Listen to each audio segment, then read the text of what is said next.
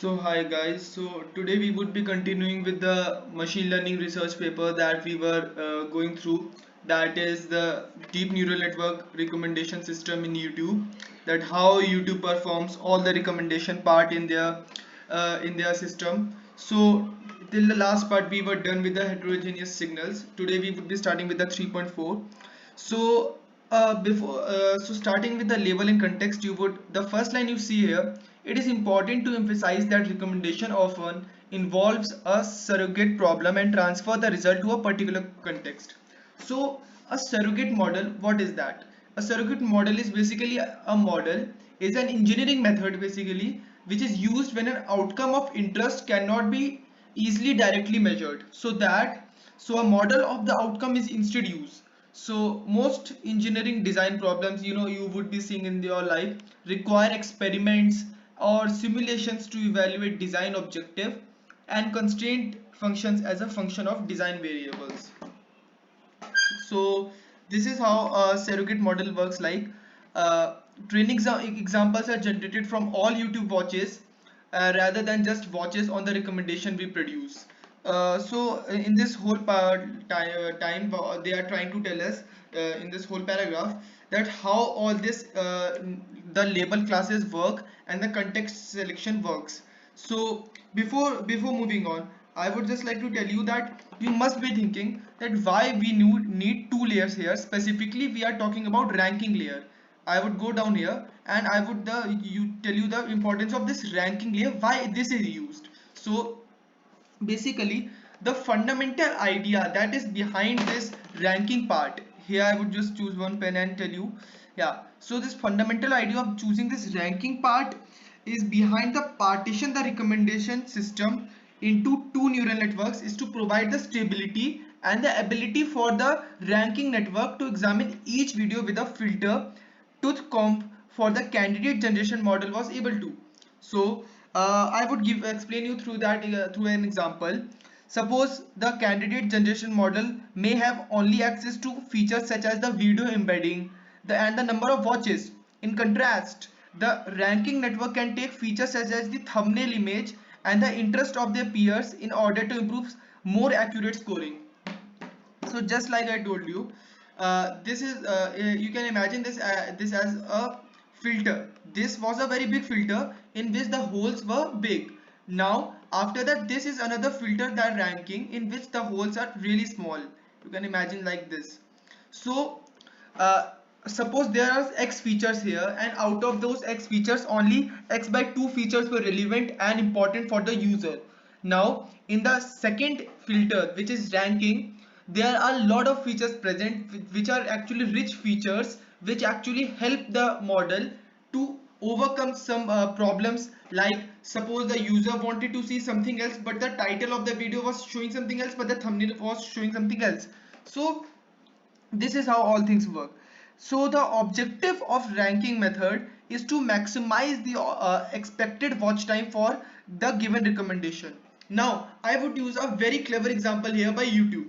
Suppose you open YouTube and you search for something, you search for something, and after that you close YouTube. Now after that, whenever you open YouTube again, you see that okay, there are some recommendations there, but when you click on them you find that these information were not relevant, and only the thumbnail was showing you that this part is included in the video, but in actual that part was not included in the video. So what is that called? It is called clickbait videos. So to help users overcome this problem, YouTube adopts this algorithm.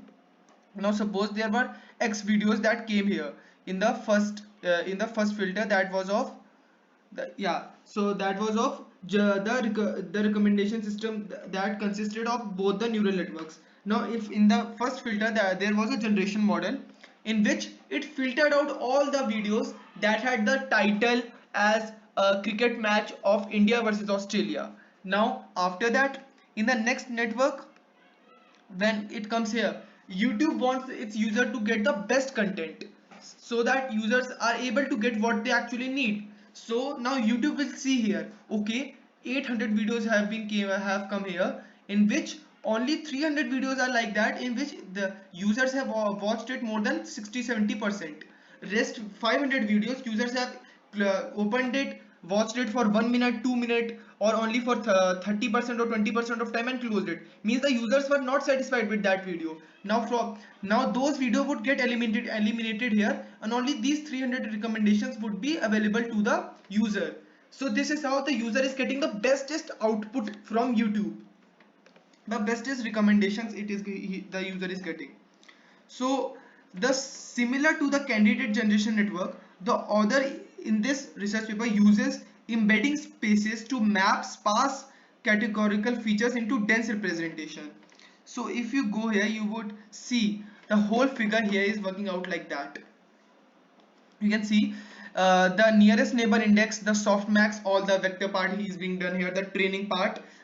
You need to train a model, after that serving the model, and these are the three ReLU layers that have been put up here. And after that the watch vector, the search vector, and after that the average part is taken out, the geographical embedding, I told you about that in the last video. And then a few other things like example and example age and gender are also taken as a part.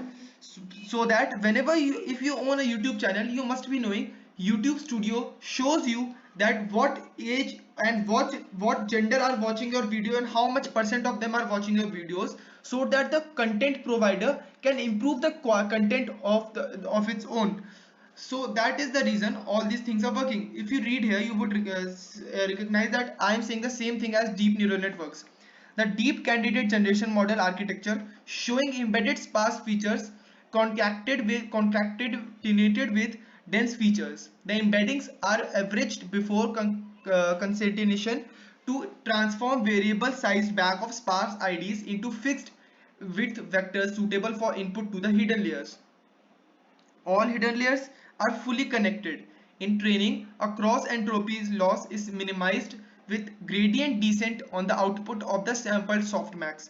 At serving, an approximate nearest neighbor lookup is performed to generate hundreds of candidates' video recommendation. So yeah, it's talking about the same thing. Now, the experiments with features and depth. This is a very important part. So adding features and depth significantly improve the precision on holdout data as shown in figure 6. So I guess this was figure 5. Yeah. You can see here the predicting held out watch and the predicting future watch, what the user would like to see in future based on watch history and search history, the label classes, and here the network inputs were playing the game.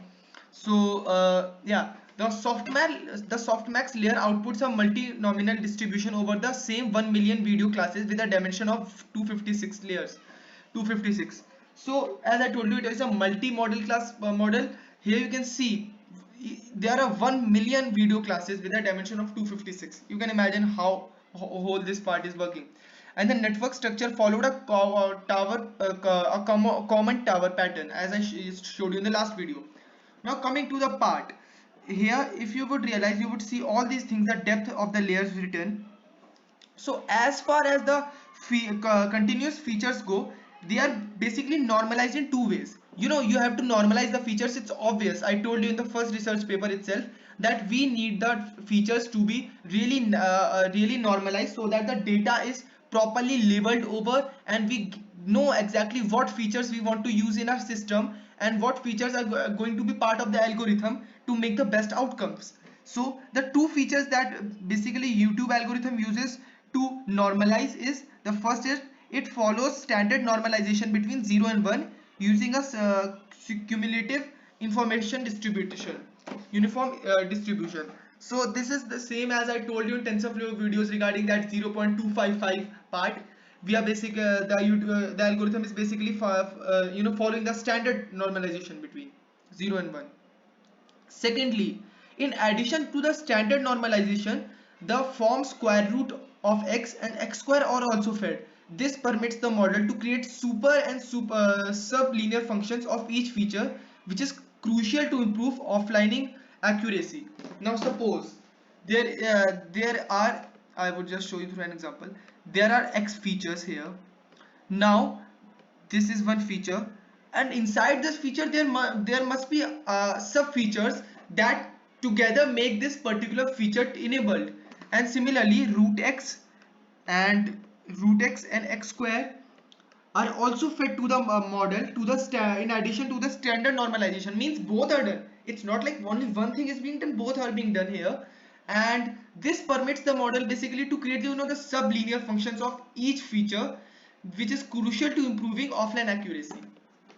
So the feature representation part here is telling you about the feature engineering.